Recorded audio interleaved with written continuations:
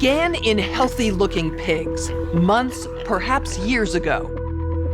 A new coronavirus spread silently within herds. Gradually, farmers started getting sick. Infected people got a respiratory illness with symptoms ranging from mild flu-like signs to severe pneumonia. The sickest required intensive care. Many died. Experts agree unless it is quickly controlled, it could lead to a severe pandemic, an outbreak that circles the globe and affects people everywhere. The mission of the Pandemic Emergency Board is to provide recommendations to deal with the major global challenges arising in response to an unfolding pandemic. The board is comprised of highly experienced leaders from business, public health, and civil society. We could be looking at double the number of cases in 1 week and 16 times as many in a month if we are not able to stop the spread. That would be on the order of 500,000 cases, and it would continue to rise exponentially. In 3 months, we could be approaching 10 million cases. We're at the start of what's looking like it will be a severe pandemic. And there are problems emerging that can only be solved by global business and governments working together.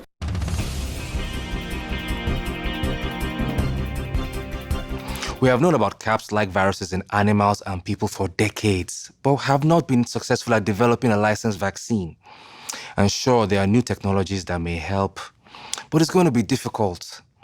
I am not optimistic about having a vaccine in time to be relevant during this pandemic. So the policy crisis in question for this board in this meeting is this: how should governments, business, and international organizations allocate and distribute pandemic antivirals and medical supplies to the people who need them most? What we've seen work very well in the HIV field is, in fact, procurement through the Global Fund. So having a centralized mechanism, so financially able to procure on behalf of affected countries will be critical. I think the second thing is it's going to be very important that for the business sector, for manufacturers of antivirals, that we have clarity around what the need is and where the need is and who are making the decisions. I think that given that the countries most affected are those that are low and middle income countries with unequal access to technology, to finances, the UN has a worldwide footprint, universally recognized, and universal membership.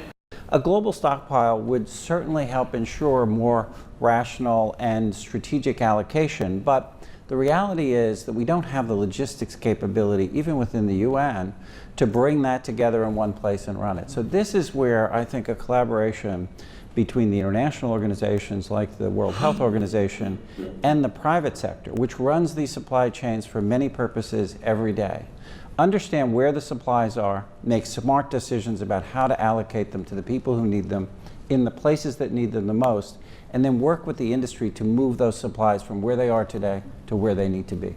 Just to underscore the point that cooperation among supply chain providers or businesses that have huge supply chains can add a lot of efficiency to the whole process.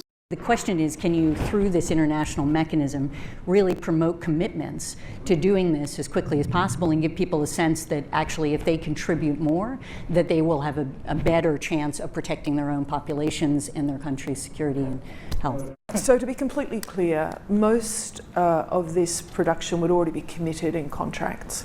Yes. It is almost unheard of that people are producing product without having a forward commitment for the consumption of that product. So the first thing that needs to be done, because this is not something that the countries currently control, unless countries are going to bring about emergency situations and co-opt an existing supply chain. I think it's not likely, I agree, that countries are not going to buy countermeasure to put into a global supply without retaining a large portion of it for themselves.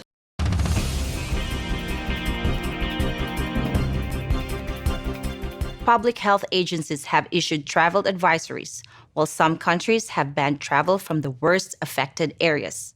As a result, the travel sector is taking a huge hit. Travel bookings are down 45%, and many flights have been canceled. A ripple effect is racing through the service sector. Governments that rely on travel and tourism as a large part of their economies are being hit particularly hard. How should national leaders, businesses, and international organizations balance the risk of worsening disease that would be caused by the continued movement of people around the world against the risks of profound economic consequence of travel and trade bans? If there's some sense that there's a UN institution that can do all of this, then I worry we're suffering from a delusional disorder on the power of the UN. It's really important to get those industries and their trade associations and an efficient leadership established, which is decentralized, but has a collective responsibility and accountability. And that needs to be supported by the public leadership. What is essential, what is non-essential travel, we have to clarify this. Otherwise, if we go down to 20% bookings over a long period, the company will run down. That's a fact. You know, there's a whole complex set of issues in a highly interdependent world on supply chains that are just in time. We need to think about how much flex there is in that just-in-time supply chain system and make sure it keeps running. I think it's going to take specificity, and it's going to take knowledge that only the private sector has. The UN can play an important coordinating facilitation role, but the companies know where those commodities are, where they move, how to move them, and that's where a type of public-private collaboration that we have not generally had in these crises needs to be put together pretty quickly. We are not out of money yet, but the fact is we are trending in a dangerous direction and something needs to change. So the policy question for this board now is, how should financial resources be prioritized? Are there nodes that we cannot allow to fail? What is your sense of priorities? We don't have money to pay for all of these urgent problems. So at the moment, we want the fund, right? You need the money. So where's the money? So government kind of supplies some money. A lot of, private sectors, some are sitting here, you have some money. But now you need a really coordinated, centralized efforts. Hotels will be experiencing, crippling losses doing that. And we know that the hotel business in itself makes up 5% of the GDP. Governments need to be willing to do things that are out of their historical perspective, or for the most part, it's really a war footing that we need to be on. We shouldn't underestimate the power of entrepreneurship. We need to escalate that, whether it's through the government's helping with tax breaks or subsidies of that nature to increase manufacturing of those types of products. It can happen quickly. A Marshall-type plan, don't mean to say that exactly, but a Marshall plan that can go into effect can stimulate change very quickly. Countries are reacting in different ways as to how best to manage the overwhelming amounts of dis and misinformation circulating over the internet.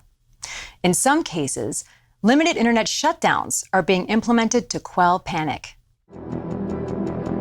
How much control of information should there be, and by whom? And how can false information be effectively challenged? And what if that false information is coming from companies or from governments? I think it's very important that we make sure that there is concise communication with all healthcare facilities where these patients are being treated so that there isn't mass panic. We're at a moment where the social media platforms have to step forward and recognize the moment to assert that they're a technology platform and not a broadcaster is over.